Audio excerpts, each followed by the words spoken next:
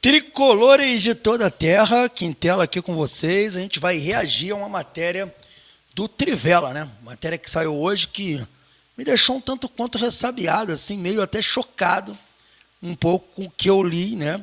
E eu queria reagir a essa matéria aqui, tá? Mas antes de mais nada, pedir aos amigos que estão aí, aquele pedido básico que a gente sempre faz a vocês, vocês aí que vocês se inscrevam aqui no canal, ó. Se inscreve aí para dar uma força pra gente. Deixem também o like de vocês aí, que o like faz toda a diferença. E nosso Flu em Foco de hoje vai fazer um react aqui.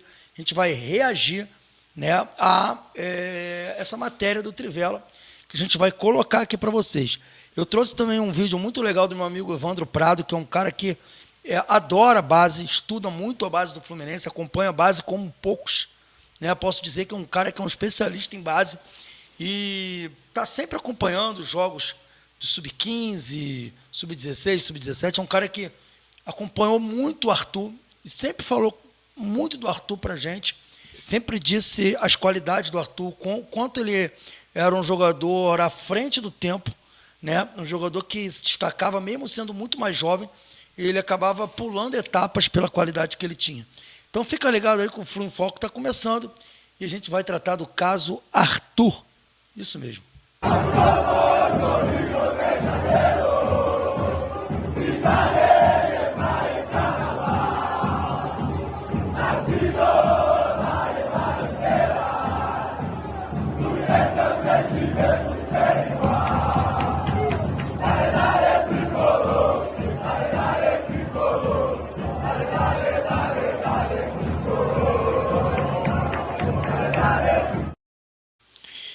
É isso aí. Agora, em definitivo, vamos para a matéria do Trivela. Vamos ver o que está na matéria do Trivela. Uma apuração do jornal Trivela. A gente está abrindo aqui para dar uma olhada, ó, bastidores. O que impede joia da base de brilhar no Fluminense? Tá, vamos ver aqui o que diz aqui a matéria. Aí vem dizendo o seguinte: monitorado por clubes europeus desde a infância, Arthur é acima da média no sub-20, mas não tem espaço no profissional do tricolor. E a gente vai entender por quê, ó. Torcedores costumam chamar a divisão de base de Xerém na Baixada Fluminense de fábrica de talentos. De lá saíram muitas joias que brilharam no Fluminense e no mundo. E um dos jogadores que tem tido grandes esperanças é o meia Arthur. Aí vai mostrando aqui um pouco dele, e aí vamos ler aqui mais da matéria. Com forte assédio de clubes do Brasil e da Europa, o Flu montou um projeto de carreira que envolvia subir precocemente da base para o profissional, mas nem tudo saiu como o desejado. Aí vem dizendo que o Trivela debruçou sobre o assunto nos últimos dias para produzir esse especial. A apuração da reportagem envolveu conversas com pessoas envolvidas na formação de Arthur em Xerém, profissionais do Fluminense e outros ligados ao staff do jogador, além de fontes do mercado da bola. O que não envolve o campo? A questão física e a indisciplina. Vamos lá. Arthur só foi citado entre os profissionais em 2024 por um ato de indisciplina. O mês estava com John Kennedy, Alexandre Cão e Elias em um caso que gerou afastamento dos jovens.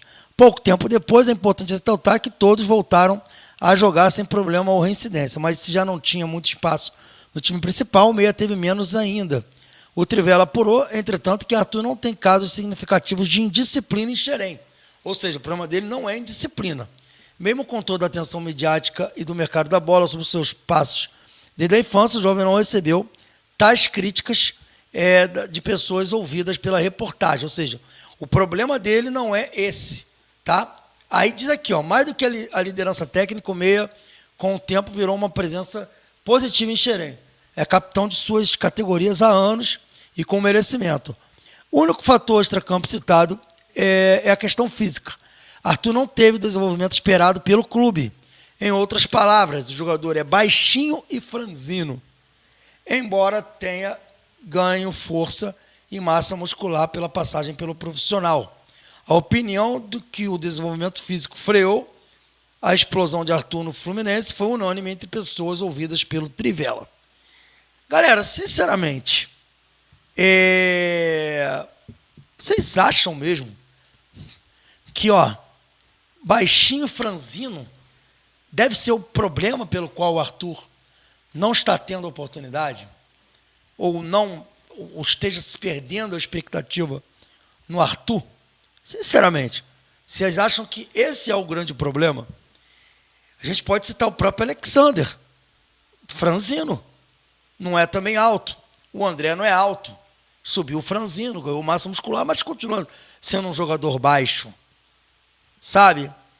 Me desculpa, eu acredito que o Trivela foi lá, perguntou às pessoas, podem ter até falado isso, mas, sinceramente, eu não acredito que esse seja um fator preponderante para o Arthur, até o presente momento, não ter tido tanta oportunidade no mercado.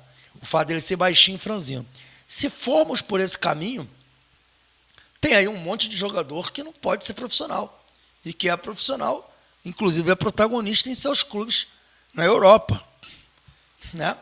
A gente for citar aqui, por exemplo, se a gente for citar, eu até tenho facilidade de falar aqui, se a gente for citar, por exemplo, o Manchester City, né? O Manchester City do Guardiola tem jogadores que não são jogadores fortes e altos, digamos assim, e a gente está falando de um time europeu, onde que o Savinho é um jogador imenso, super forte, ele até tem força, mas onde é que ele é imenso? Cadê esse tipo de jogador imenso? Né? O Bernardo Silva, ele é imenso? Ele é forte? Onde é que ele é forte, que ele é imenso?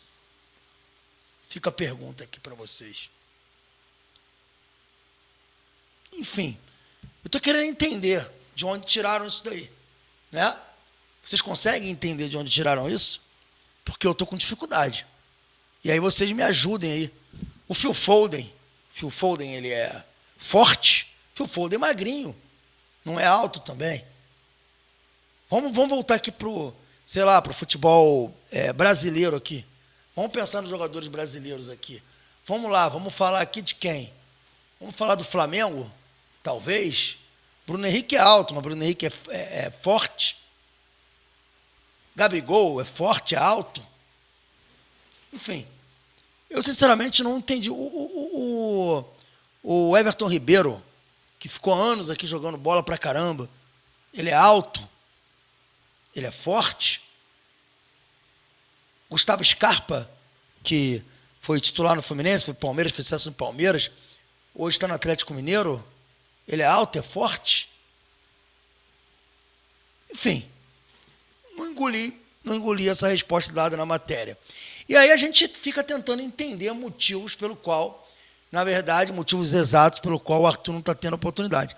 Acho estranha essa matéria, acho estranha essa explicação, sinceramente. Aí tem outros fatores aqui, ó. Morte trágica e poucos minutos travam o desenvolvimento de Arthur. Sob o forte assédio dos rivais, Flamengo e Vasco, o Fluminense correu para montar um projeto e assegurar o contrato profissional de Arthur. Aquela época, a ótima relação entre o clube e o empresário Rodrigo Pita foi fundamental. Aí, no fim de 2022, entretanto, Pita morreu vítima de câncer. Alguns meses de negociação, a família de Arthur, que sempre acompanhou a carreira do jovem ao lado do agente, resolveu fechar contrato com o empresário André Cury, né? Porque o empresário anterior tinha morrido de câncer. E aí ele fala sobre isso, que pode ter sido determinante também. Enfim, eu vou colocar aqui para vocês uma explicação do meu amigo Evandro Prado, que é um cara que eu tenho um grande carinho e grande admiração, e é um cara que conhece muito de base do Fluminense, acompanha o Arthur desde o início, e é um grande tricolor, ou seja, não tem nenhum interesse que não seja o bem do Fluminense, porque é um cara apaixonado pelo Fluminense. Então, com certeza o que o Evandro disser aqui é completamente desprovido de interesse pessoal, é completamente desprovido de sanha ou de algo malicioso. O Evandro não trabalha para interesse de ninguém do clube, nem de dirigente, nem de políticos do clube, e nem de ninguém. É um cara que vai poder dar uma opinião lisa, uma opinião balizada e, acima de tudo, uma opinião que podemos dizer independente. Vamos ver, então, o que o Evandro falou aí a respeito dessa situação do Arthur. Vamos lá, vamos ouvir o Evandro. Bom, eu discordo totalmente dessa tese de que o Arthur não joga no time profissional do Fluminense porque ainda não evoluiu fisicamente ou porque tem uma característica física de ser muito franzino, de ser baixinho, como foi levantado por algumas reportagens. O Arthur sempre foi um jogador precoce, mesmo no Sub-15, ele foi campeão Sub-17, jogando com o campeão brasileiro Sub-17, jogando no mesmo time do Matheus Martins, do Alexander, do João Neto, do Kaique. Então ele esteve presente naquele time. E no ano seguinte ele foi campeão Sub-20, com 16, 17 anos, foi bicampeão Sub-20 pelo Fluminense. Então ele sempre esteve nesse ambiente dos níveis mais avançados. O fato dele não jogar no profissional pode ser em decorrência de dois fatores, né? Primeiro, pela falta de oportunidade mesmo. Todo mundo sabe que há uma certa cautela, uma certa política diferente de outros clubes do Fluminense, de não querer lançar esses atletas de uma forma até certo ponto precoce. E no Fluminense vocês sabem que tem o Ganso, que é titular absoluto, e talvez isso aí, de alguma forma, tenha tido alguma resistência no clube do Arthur entrar dentro desse contexto. Então há um certo conservadorismo, talvez, para que o jogador não se queime, uma vez que ele tem 18 anos apenas, ano que vem faz 19 anos, né? Ano que vem ele vai fazer 20, ou seja, ele ainda tem mais um ano ainda de sub-20 em tese, mas que ele pode ser muito bem aproveitado nos profissionais. E a outra tese que eu acho a mais cabível é de que, pelo fato dele ser um meia esquerda clássico, lá estilo dos anos 70, estilo Rivelino, estilo Zico, né? Um jogador de ao mesmo tempo armação e ao mesmo tempo de muita finalização, de muita presença de área também. Esse tipo de jogador no Brasil, infelizmente, está em extinção. Você vê nos grandes clubes, a figura do meia foi praticamente abandonada, do meia esquerda clássico, né? Foi abandonada pelos treinadores brasileiros. Que às vezes o meia ele acaba virando um ponta, né? Por exemplo, dá um exemplo no Fluminense, o Gustavo Scarpa, por exemplo, ele virou um ponta, que joga pelo lado direito, mas a função de origem dele é meia. E no futebol argentino, por exemplo, os meias são sempre preservados. Só uma coisa, essa tese do Evandro faz muito sentido. Realmente, se você observar no futebol brasileiro, está cada vez mais difícil você ver o meia que afunila o jogo. O jogo aqui no Brasil praticamente acontece pelos lados, pouco por dentro. E geralmente quando o jogo acontece por dentro, é o volante que faz esse jogo por dentro, que faz essa aproximação com os homens de frente.